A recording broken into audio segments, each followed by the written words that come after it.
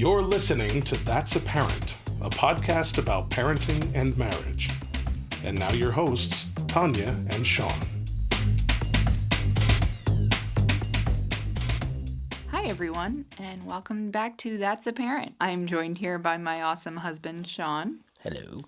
And today we are going to be discussing more on ADHD. Yes. And first, I wanted to mention that both of our children were diagnosed within the last year or two.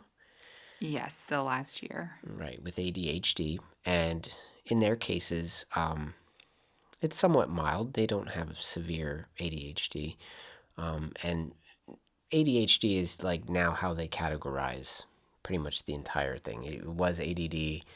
Yes, it is no longer split into ADD and ADHD. It is now under the same umbrella. Right. And ADHD stands for Attention Deficit Hyperactivity Disorder. ADD is Attention Deficit Disorder. It's the same thing. Right. There's Our really kids no- aren't necessarily hyperactive. Our daughter is. Yes. No, she's not. She doesn't fall in. I mean, she's Well, 7. she can't sit still, which is one of the... Right, so she's a 7-year-old. Yeah, That's pretty true. standard. But she really can't sit still. She's like sitting on the back of her chair at her desk. So she may have a touch of hyperactivity if you want to call it that, but Yeah. not severe. But either way, like our son isn't like that, and but However, it's still ADHD, even though he doesn't have the hyperactive part of it. However, he was more so when he was younger. He had a little bit harder time sitting still for a long period of time. When he was younger. And again, he was a kid. I understand. Kids don't sit still. I mean, have you ever seen? I've seen some kids that can sit still. There are some exceptions. Just not ours. There are some exceptions, yes. There are very calm kids out in the world. It's just, it's not most of them. Yes. So I'm going to read you the definition of attention deficit hyperactivity disorder. And it is a neurological condition defined by a consistent pattern of inattention and or hyperactivity, impulsivity that interferes with daily functioning in at least 2 settings, for example, at school and at home. It impacts children and adults, boys and girls, and people of all backgrounds.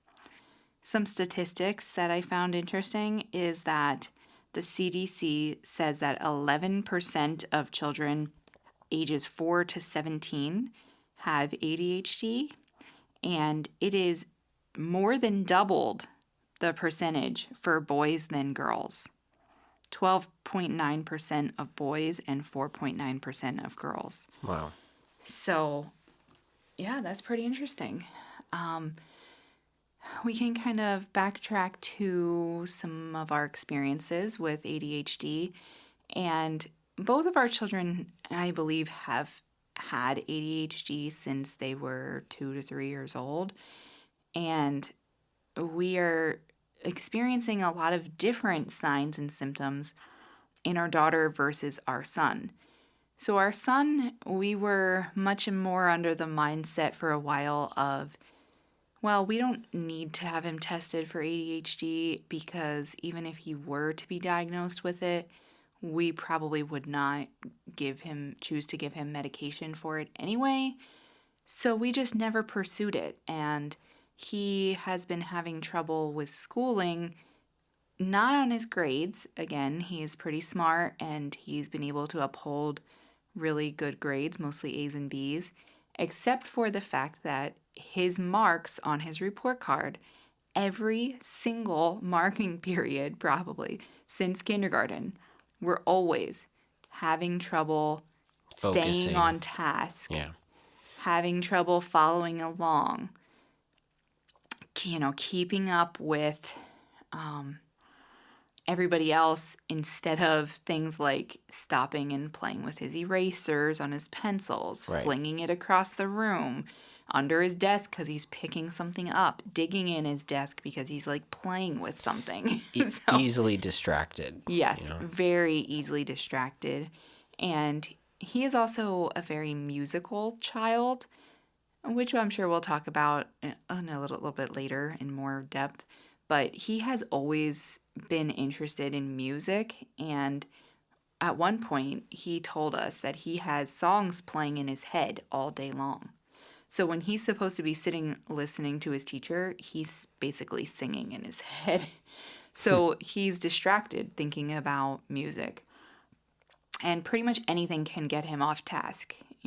A friend calling his name when, he's not supposed to, or a friend is looking at something in his desk, and then he's looking at the friend looking at something in the desk and trying to figure out, oh, what's he trying to look for? What's he digging for in his desk? Anything like that just gets him off task. And so he either takes longer to finish or he rushes through. Or if he gets distracted in between, then he realizes he only has a small amount of time to finish his test or classwork. He just quickly and sloppily gets through it. So he had problems with his handwriting. His handwriting is very sloppy. What do you mean had? He still has does. problems with it. Our daughter in first grade writes much neater than him, and he is in fifth grade. So Yeah, he writes like a doctor. he definitely does. He has doctor handwriting. Maybe he'll be a doctor. I don't know. We'll see. A But singing doctor. he has always been a very, very compassionate child, very empathetic. Ever since he was little, if he saw other children upset or crying, he has always had such a soft spot for that. I feel like he has so many amazing qualities there, and the ADHD that he has just gets in the way of him really bringing out his full potential as far as schooling goes. So I don't know where to go here. Okay, so he had these marks on his report card for all of his marking periods, and we just kept letting it slide. We decided, again, not to pursue getting him really tested for ADHD. His teachers actually did not push us to have him tested. They didn't even say he had or thought that he had ADD or ADHD. Well, he's such a good student. Like he's a good listener as far he follows. He doesn't make any problems in school. He tries to be a good student. So I think that's why he Yes. didn't get any complaints from teachers. Really, He's pretty easygoing. He's funny. He likes to have good rapport with his teachers. And his teachers really never had a major problem with right, him. they feel bad complaining about him, I think. Yeah. It was just the staying on task. So we were getting those same remarks and feedbacks. And we up saw it at home until- too. Yes, we've seen He was struggling at that home he was with struggling. focusing and following his instructions, and that was leading to outbursts at And home where following multi-step directions. Yeah. Or completing a task and staying with the task. So, for example, one of his chores is dishes, doing the dishes. And if he starts the dishes, typically you would think it would take him maybe 20 minutes to unload and maybe another 5-10 minutes to load it. It was taking him Hours. 2 hours Yep. to complete the dishes, just to unload and load the dishwasher. he's gotten so much And- better with that now too. He has. He would start the job, then he would decide, oh, I should probably have a snack. I'm kind of hungry. So he'll get a snack. He puts a snack next to the sink. He'll stop and then he'll play with the music, or he will try to cue up some playlist. Then the dog has to go out. He'll take the dog out. Then all of a sudden you find him sitting on the couch. And you're like, what's going on? What are you doing? You're supposed to be finishing your chore. Oh, I forgot. Like, really? You forgot? So, You were in the middle of it. it's still just thought you were the done? dishwasher is still open over there. The dishes are waiting. So we would have to keep prodding, and we kind of almost had to babysit him through these tasks and keep him continually on focus. It was very hard to complete those things. And that led to him having a lot of meltdowns last year. We went through a period of time where he was having almost temper tantrum kind of meltdowns because he didn't want to complete or finish some task that was asked of him. And they were things that were not a big deal. It was things that, all of a sudden he in his head thought, oh my gosh, how am I going to get through all that? That's going to take me 4 hours. But in my head, I want to go play outside with friends instead. And that was where we decided, okay, we're now at the point where he was 10 years old. He was having these meltdowns. We felt he shouldn't be having those kinds of meltdowns at that age. And we were done. We were ready for help. And so that's what pushed us into taking him for a full evaluation for ADHD, which he was then formally diagnosed with, even though we knew he'd had it for a long time. And we were explained very well by the person we went to about how ADHD medication works, and we made the decision that we were going to try it. Yeah, So and they also explained how ADHD medication has changed dramatically over the over the years. years, it does not stay in their system any more than 1 day, or the amount of hours that it lasts. So if you choose to not give it on the weekends, that medication is gone. Like, it's out of their body. There's no long-lasting effects. There's no, 20 years from now side effects they're going to have. It only stays in their system for the amount of hours it's recommended for. And ADHD medication is a very tricky beast, basically, because it takes a lot of trial and error, a lot of different medications until you really find the right one that's going to work for your child. And the dosage also can be different for every child. We got extremely lucky with ours because the medication that we tried for both of our children at a very, very, very low dose worked for them. It So did. we were lucky. Well, we did change our son's medication a few times because he was given the pill form to Right. take twice a day as short acting. But it's still the same type of medication. It's the same type.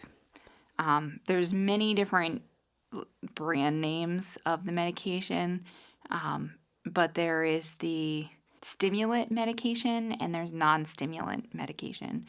So the stimulant medication, you would think in your mind, okay, why am I going to give a child that might have hyperactivity a stimulant? It's just going to make them more hyper. But in children with ADHD, it actually has the opposite effect.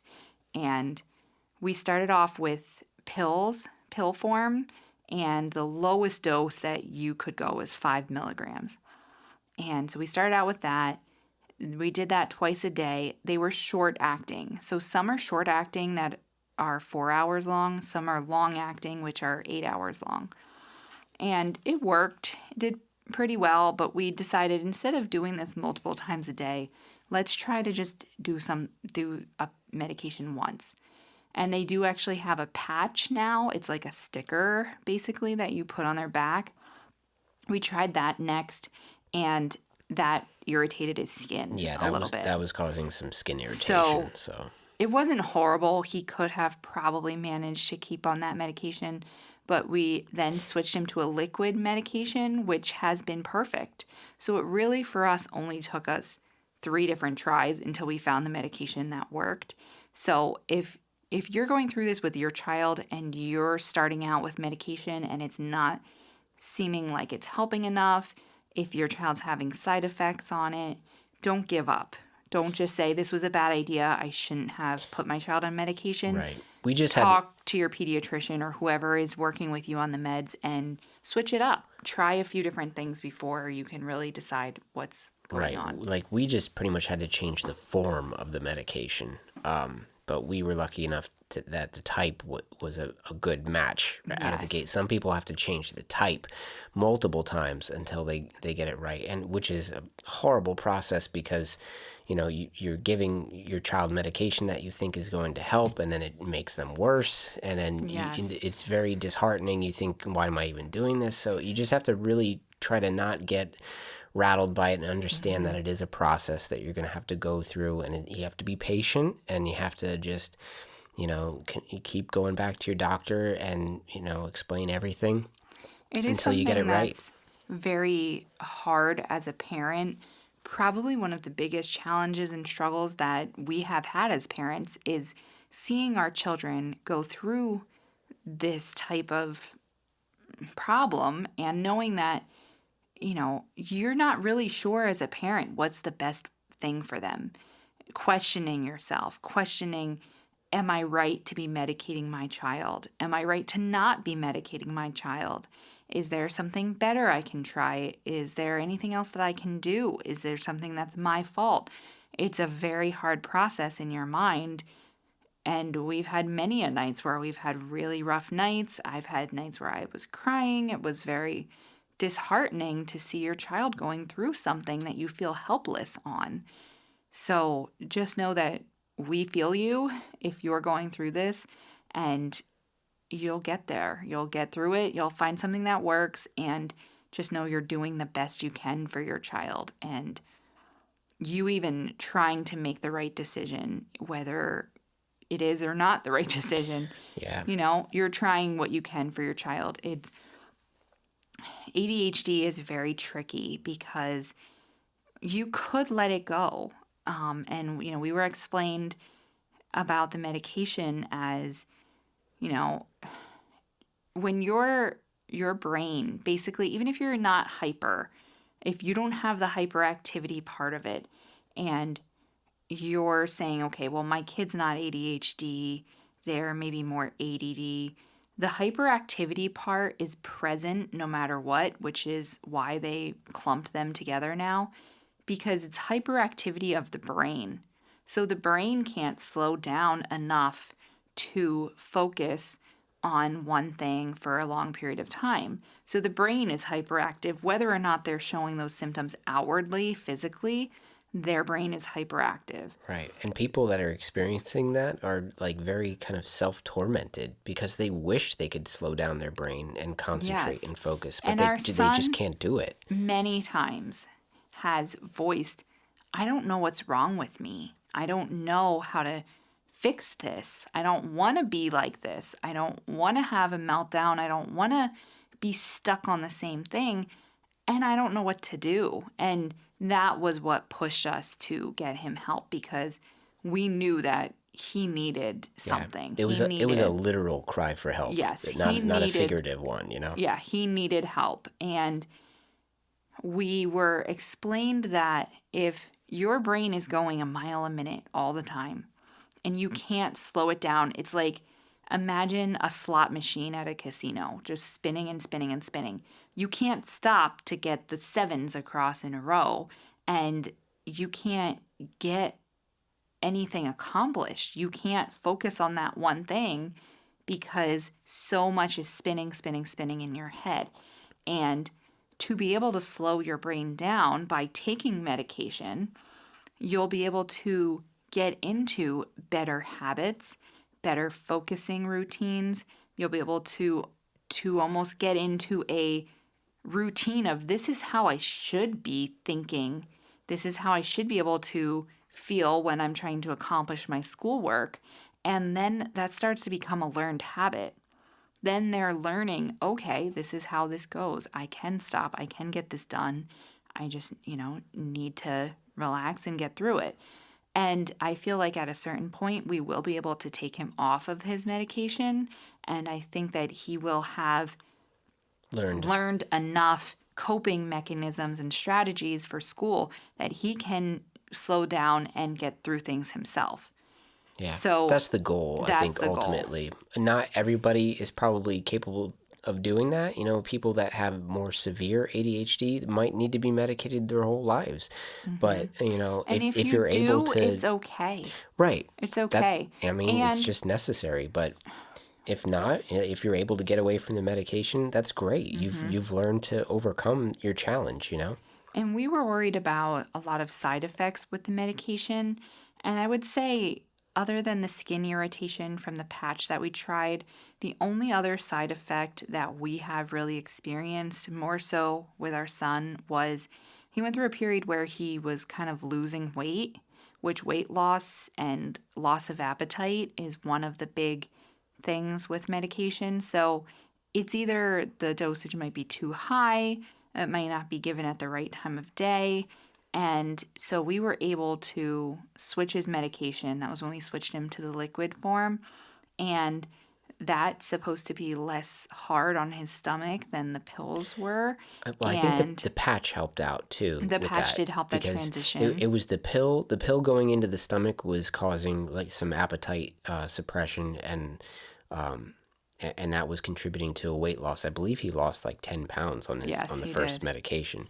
So that's where we were like, whoa, and we started kind of Yes. supplementing with some protein bars and stuff, and we got him right back. But Yes. and then we And switched medication. Then we switched to the patch, which was totally easy on the stomach because it's not going into the stomach at all. Right.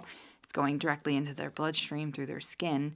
And then we switched back to the liquid, which is in his stomach. However, when we switched to this medication, they also put him on another pill at night, which is supposed to help calm him at night, because with stimulant medication, going to bed at night was one of the other side effects we experienced. He was having meltdowns at bedtime and didn't want to go to bed because he was so amped up still from his medicine. And by that time, the ADHD medication has It was worn off. whining. It was like a come down period. No, like off of he it. was already out of his system at that point. But that is one of the side effects of the ADHD medication wearing off, is like kind of a hyper Yes, like a hyperactivity burst of energy. and just not being able to calm yourself down and go to sleep.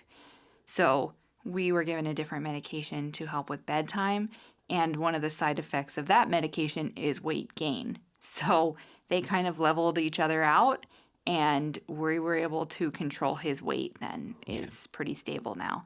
He gained everything back that he lost, and now he's holding strong. So it seems like we've got the formula right now for medication. And just if you're experiencing that, there's a right formula for your child, and every child is different, and it will take a lot of trial and error until you figure that out. So also, we had discussed in our last podcast about 504 plans that you can do at school for APD or audio processing disorder, and you can do those for ADHD as well. Our son has been able to cope through school, and he has not needed a 504 plan yet. However, we could create one at any time if we wanted to, but our daughter does have ADHD written into her 504 plan, and if that's all your child has, you can go to the school and request that done. And what that is it just provides you with classroom accommodations that the teacher has to carry out to help your child. Could be sitting in the front of the classroom.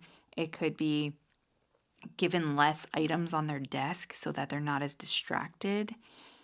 We notice at home too that it's better to not overwhelm them by too many things or too many tasks at once.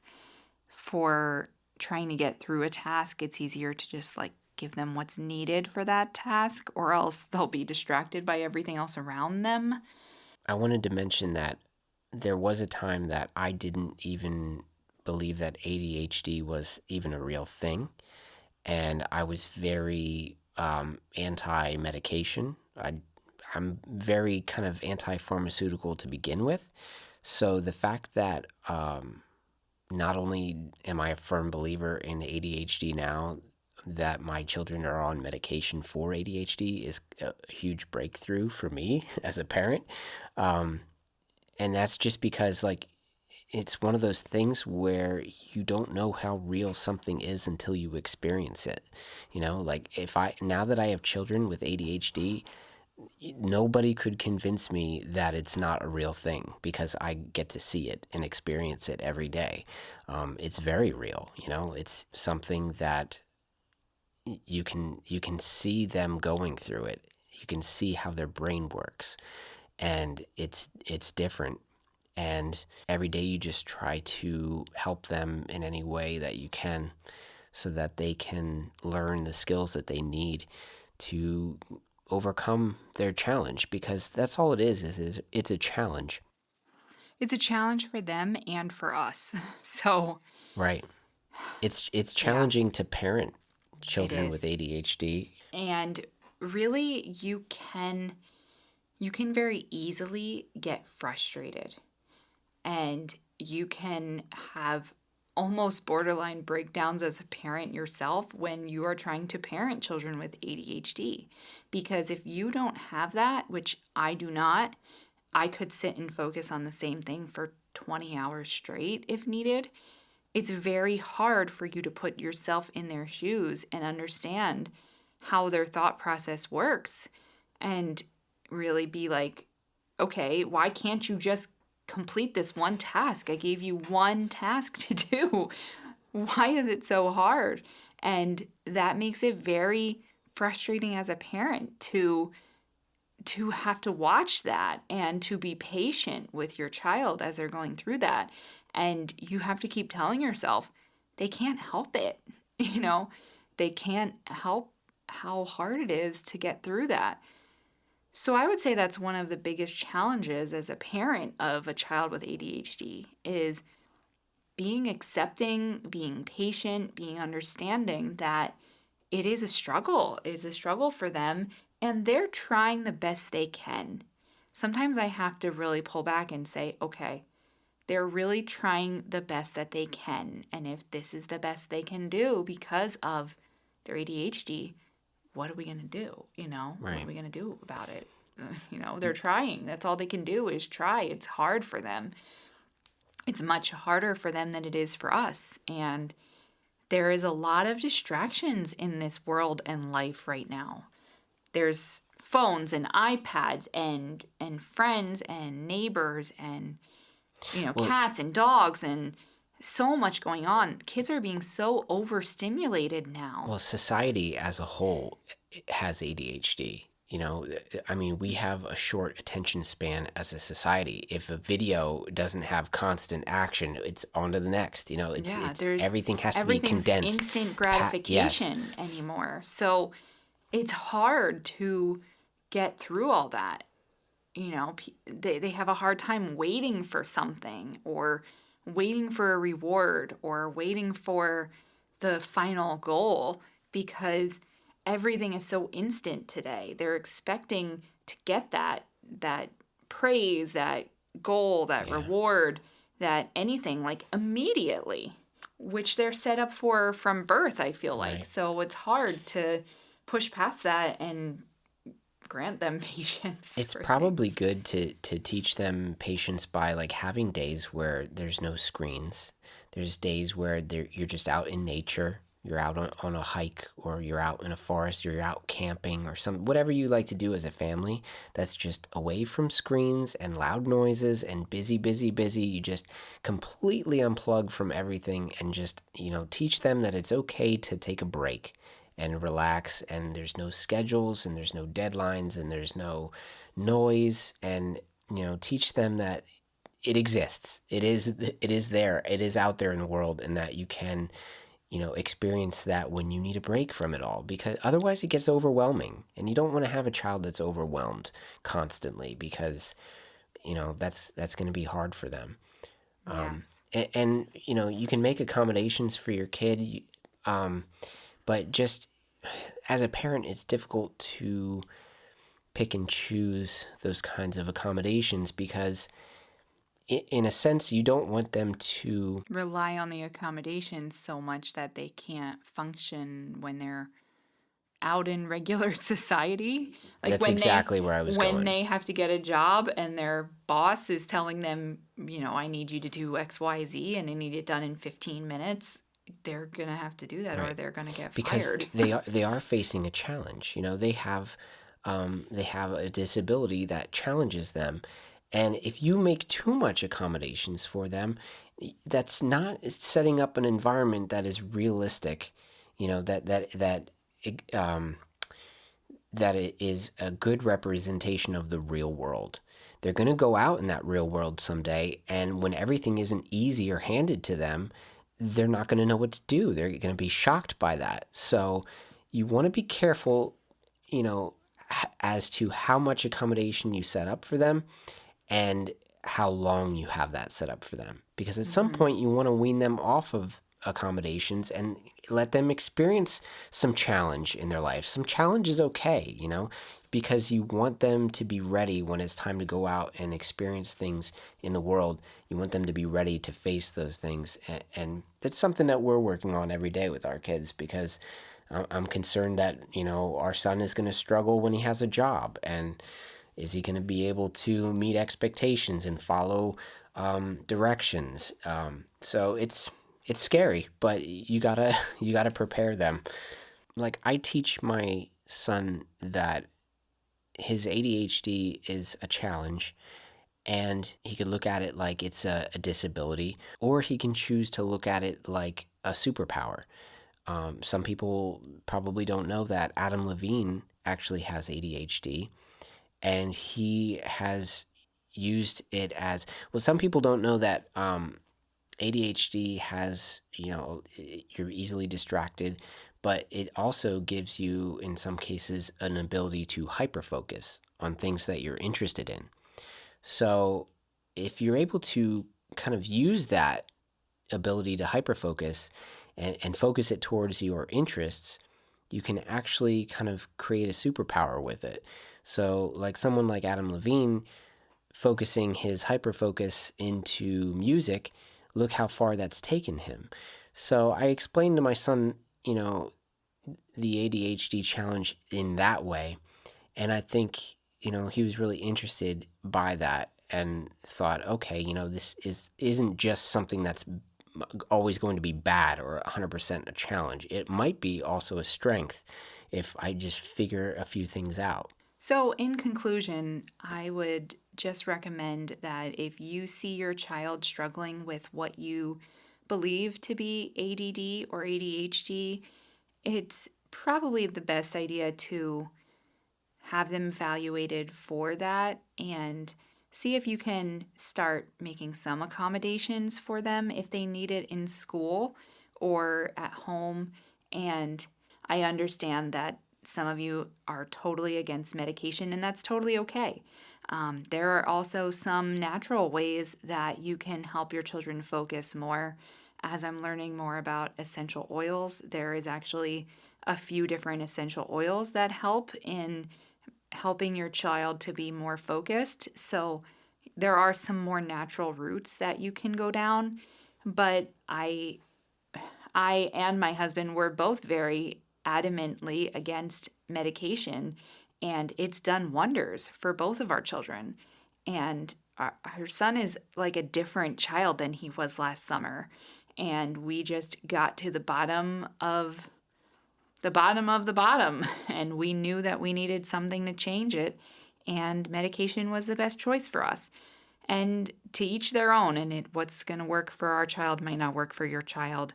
But I just wanted to put that out there, and that we are here for support if anybody has any similar struggles, or you just feel alone in handling your child or children with ADD or ADHD, please reach out to us, because we have a community that we set up on Facebook, and we have our Facebook page. You can always send us a message, and we can always help to be a support system for you, because we know that parents sometimes aren't sure what's the best thing for their child, and they just need another parent to bounce some ideas off of, and we are here for that. So you mentioned the Facebook site, which is fb.me/that'saparent. And from there, you can find the community that we have set up. You can also find that from our website, that'saparentpodcast.com. You can find Under the community tab. our Facebook community page under the community tab. Something that I keep forgetting to mention is that we could really use your help reviewing our podcast on iTunes and on Stitcher. 5 stars. Would be great. Plus. Because the more ratings we get, the higher our podcast will show up in the list, and then we can share all of this information with a larger audience, which is ultimately the goal, because we want to help people out that have these questions or concerns. And so we would really appreciate a rating from anyone who's willing to do that for us. So we thank you all for listening to That's a Parent, and we hope to talk to you again next time. See you guys. Thanks. Bye. Bye. Thanks for listening to That's Apparent. Visit us at that'sapparentpodcast.com. Also on patreon.com/that'sapparent.